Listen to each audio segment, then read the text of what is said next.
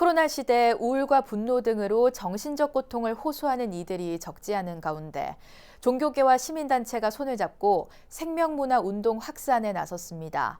소리나는 대로 읽으면 삶이오로 들리는 3월 25일을 생명존중의 날로 선포했는데요.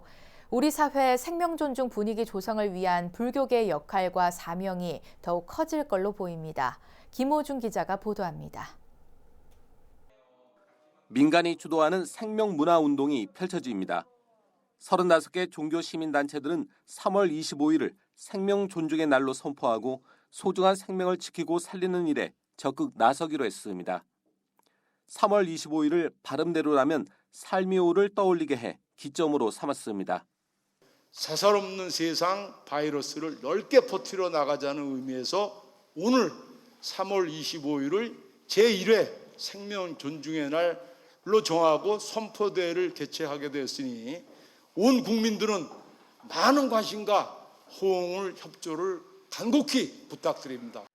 2019년 기준 우리나라의 자살률은 26.9%로 OECD 국가 평균 11.3%를 크게 웃돕니다.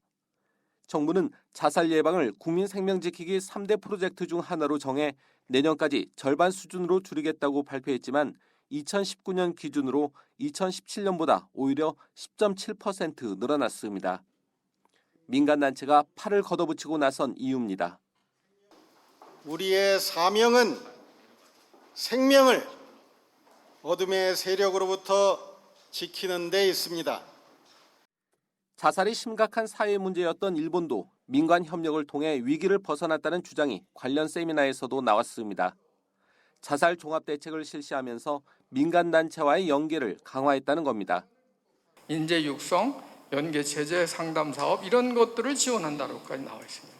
그리고 거기에 재정 지원까지 언급을 하고 있습니다. 재정 지원을. 그래서 일본은 그랬기 때문에 민간단체를 적극 활용했기 때문에 자살을 낮출 수 있었으리라고 생각을 합니다.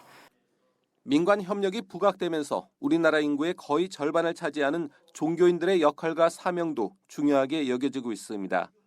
특히 불살생이 핵심 가르침인 불교의 역할에 무게가 실리고 있습니다.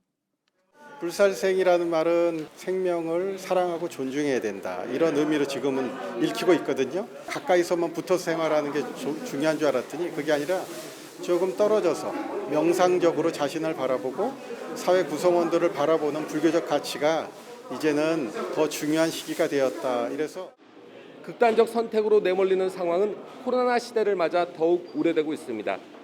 개인 문제가 아닌 사회적 재난으로 여겨지는 만큼 이를 막기 위한 공동체의 노력, 특히 종교의 역할이 주목됩니다. BBS 뉴스 김호준입니다.